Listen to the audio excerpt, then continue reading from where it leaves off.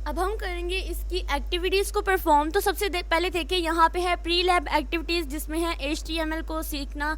ठीक है, एक एक तरीके से हम लोग सीखेंगे। जैसे HTML एलिमेंट्स की बात करें तो हमारे पास जो HTML element is defined by a start tag, some content and end tag. यानी एक इसका स्टार्ट टैग होता है, फिर उसके अंदर कुछ कंटेंट होता है और फिर एंड टैग होता है। जैसे हम लोग इस हेडर टैग की बात करते हैं ना, हेडिंग 1 की, तो ये हेडिंग 1 स्टार्ट टैग है, ये हमारे पास इसका कंटेंट है, और ये जो ये हमारे पास एक एंड टैग है।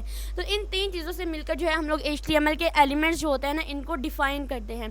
तो सबसे पहले जो बात करते हैं हमारे पास नेस्टेड HTML की, तो इसमें हमारे पास क्या क्या चीज़ें इंक्लूड हैं आप लोग देख सकते हो कि HTML, इसकी बॉडी, इसकी हेडिंग, और सबसे पहले फिर इसके पैराग्राफ। देखो सबसे पहले डॉक टाइप HTML, ये वाली लाइन जो है रिप्रेजेंट करती है कि हमारे पास जो HTML का वर्जन है वो HTML5 है। उसके बाद सिंपल हम लोग HTML बनाते हैं, इसका ओपन टैग और जिसका एंडिंग टैग है। उसके बाद हम इसके अंदर हेड बनाते हैं, हेड के अंदर ही हम लोगों ने टाइटल देना होता है। फिर हम लोग बॉडी बनाते हैं और फिर इसके बाद इसकी हेडिंग 1 और पैराग्राफ। ठीक है, और इस तरह से हमारे पास हेडिंग की अगर बात करते हैं तो H1 से H6 तक जो है ना इसकी हेडिंग्स जाती हैं बेसिकली, और हर हेडिंग जो है ना वो आगे आगे चेंज होती रहती है। ठीक है, यानी H1 सबसे बड़ी हेडिंग होती है, H2 से छोटी H3, और ये प्रीवियस लेक्चर्स के अंदर जो स्टार्टिंग वाली वीडियोस थी ना उनके अंदर मैंने इनको डिटेल से बताया हुआ है और इसको इम्प्लीमेंट करके भी दिखाया है। ठीक है, उसके बाद पैराग्राफ की बात करें तो हमने सिंपल ये भी हमारे पास एक पैराग्राफ ही लिखा हुआ है। ठीक है, इस तरह से हम लोग इसको ऐड करते हैं। उसके बाद हम ये सारे काम अब हम लोगों ने बॉडी के अंदर करने हैं। ठीक है, यहाँ तक जो हेड तक का काम था इसके अंदर हमने टाइटल, पेज का नेम जो था वो दे देना था। ठीक है, बाकी सारे काम हमने बॉडी के अंदर ही करने होते हैं। उसके बाद देखिए हमारे पास है HTML is not a case sensitive.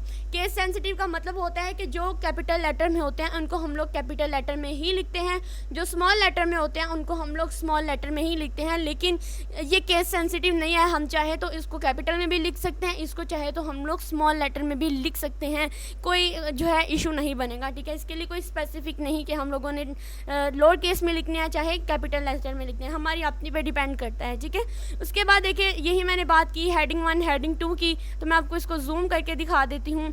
जब आप लोग पैराग्राफ के अंदर लिखते हो ना तो यहाँ पर देखें क्या हो रहा है बेसिकली कि यहाँ पर H1 जो है ये हमारे पास हेडिंग है। तो जब इसकी आउटपुट देखिए, फर्स्ट हेडिंग जो है वो सबसे बड़ी वाली हेडिंग है, उसके बाद सेकंड H2 जो है वो उससे बड़ी वाली, उससे छोटी वाली है, फिर H3 है तो वो सेकंड वाली से भी छोटी है। इसी तरह H4 से H6 तक देखिए सारी छोटी छोटी होती जा रही हैं। तो ये चीज़ें जो है ना हमारी हेडिंग को रिप्रेजेंट कर रही हैं, और मैंने पहली वीडियोज़ के अंदर इनको डिटेल से जो है ना इम्प्लीमेंट करके दिखाया हुआ है। ठीक है, तो वापस से चलते हैं।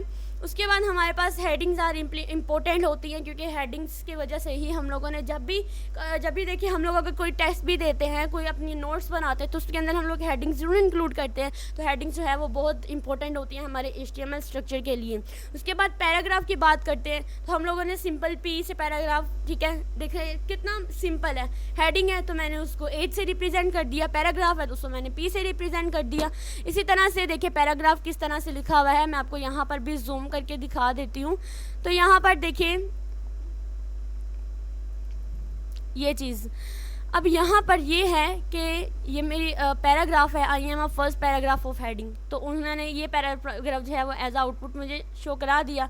उसके बाद लिखा हुआ है this is the paragraph contain a lot of line. अगर मैं इसमें से स्पेसिस यानी लाइन स्पेसिस छोड़कर भी लिखती हूँ तब भी मेरे पास जो है वो मुझे एक ही पैराग्राफ में रिप्रेजेंट होगा, एक ही लाइन में शो होगा। ठीक है, उसके बाद अगर मैं इस तरह से स्पेसिस छोड़कर भी लिखती हूँ तब भी मेरे पास जो है वो मुझे इसी तरह से रिप्रेजेंट होगा। ठीक है, यानी HTML जो होता है ना बेसिकली इन प्रॉब्लम्स को भी सॉल्व कर देता है। उसके बाद बात करेंगे हॉरिजॉन्टल रूल्स की, तो HR टैग जो होते हैं डिफाइन अ थेमेटिक ब्रेक। ठीक है, ये एक ब्रेक जो होती है, लाइन ब्रेक जो होती है ना उसको कर देता है। ठीक है, लाइन ब्रेक के लिए हम लोग BR यूज़ करते हैं। तो ये जो आपको हॉरिजॉन्टल लाइंस नज़र आ रही है ना, इसके ये जो आप लोगों को इस मैनुअल के अंदर ये वाली लाइन जो नज़र आ रही है पैराग्राफ के बाद, तो ये बेसिकली हॉरिजॉन्टल लाइंस होती हैं, और इन लाइंस के इसमें कोई वर्टिकल लाइन नहीं होती। ठीक है, ये हॉरिजॉन्टल लाइंस ही होती हैं।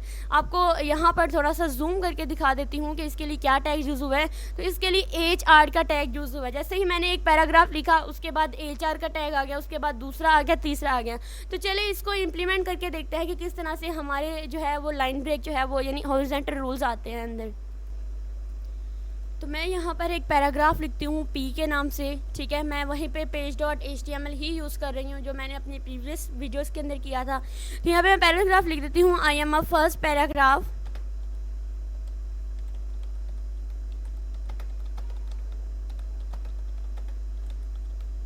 ठीक है, ये एक पैराग्राफ हो गया और इस पैराग्राफ को मैंने क्लोज कर देना है।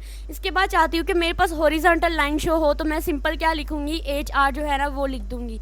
उसके बाद जो है बस इतना ही लिखेंगे, ठीक है, HR तक ही। तो फिर हमारे पास क्या होगा कि सबसे पहले first paragraph of this page represent होगा और उसके नीचे ही मेरे पास एक लाइन लग जाएगी। तो चलिए देखते हैं, इसको इम्प्लीमेंट करके कंट्रोल S करके इसको सेव कर लेते हैं, ठीक है।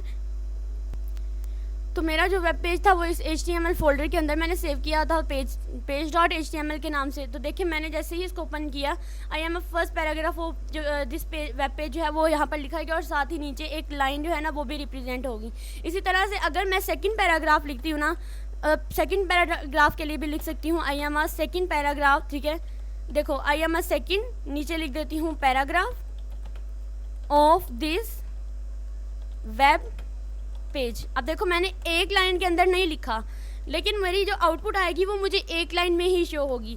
इसके बाद भी मैं लाइन को यानी हॉरिजॉन्टल लाइन जो है वो अप्लाई कर देती हूँ। अब कंट्रोल S करके हम लोग दोबारा से उस पेज तक जाएंगे।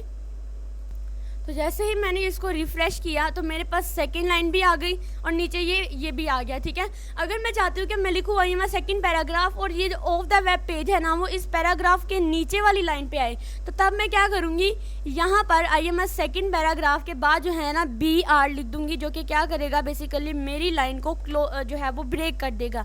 कंट्रोल S करते हैं और चलते हैं हम लोग दोबारा उस पेज पे। तो देखो जैसे मैं इसको रिफ़्रेश करूँगी तो वो पेज जो है वो जो लाइन थी मेरे पास पैराग्राफ की वो नीचे आ गई है, और सिर्फ इस वजह से क्योंकि मैंने ब्रेक लाइन का जो टैग था वो अंदर यूज़ किया था, ठीक है।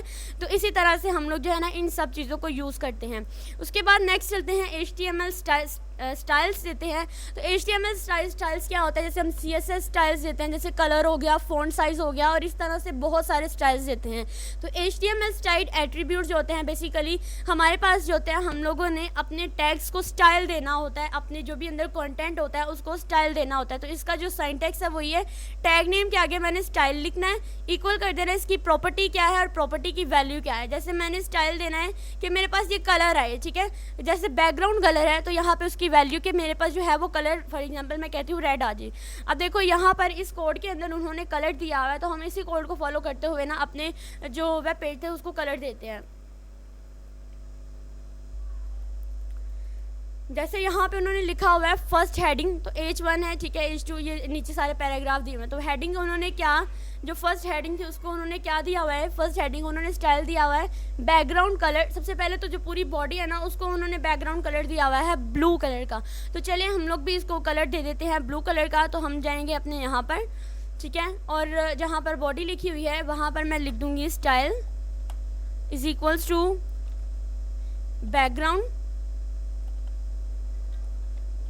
बैकग्राउंड कलर, और इसकी वैल्यू क्या लिखूंगी, मेरे पास बैकग्राउंड कलर यहाँ पर क्या गिवन है, बैकग्राउंड कलर गिवन है ब्लू, ठीक है। तो मैं यहाँ पर लिख दूंगी ब्लू। कंट्रोल S करके इसको सेव करते हैं, देन हम यहाँ पर जाते हैं इसको रन करते हैं। तो देखिए मेरा पूरा जो है पेज है ना वो ब्लू हो गया है, ठीक है। इसके बाद हम लोग नेक्स्ट चलते हैं। नेक्स्ट उन्होंने क्या कहा है कि उन्होंने कहा जो हेडिंग है ना, फर्स्ट हेडिंग, वो this is the first heading मेरी बिल्कुल ब्लैक रहेगी, बाकी सारा कुछ है। अभी तक उन्होंने सिर्फ बॉडी टैग को ही कलर दिया है, ठीक है। अब नेक्स्ट जाएंगे, तो जैसे ही नेक्स्ट जाएंगे तो उन्होंने मेरे इस पैराग्राफ को कलर दे दिया हुआ है रेड। तो सेम यही सिंटैक्स हम लोग पैराग्राफ के लिए भी यूज़ करेंगे, रेड है, और दूसरे वाले पैराग्राफ को उन्होंने कलर दे दिया हुआ है ग्रीन, ठीक है। चलिए हम इस पर भी अप्लाई करते हैं।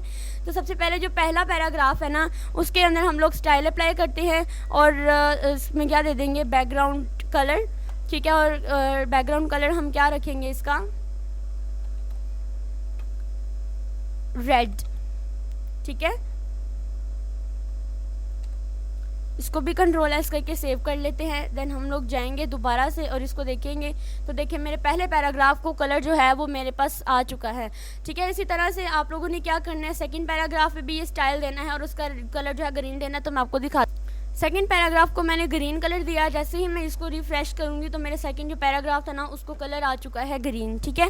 तो यहाँ पर आई थिंक हमारा जो है ना वो प्री लैब एक्टिविटी वाला टास्क है, और आपने सेम इसको ज़रूर देखना है। इसके बाद हम फ़ॉन्ट साइज़ जो है ना वो भी चेंज कर सकते हैं। तो फ़ॉन्ट साइज़ के लिए हम लोग नेक्स्ट वीडियो के अंदर देखेंगे, क्योंकि ये वीडियो इससे पहले कि ज़्यादा लंबी हो, हम लोग नेक्स्ट वीडियो के अंदर चलते हैं।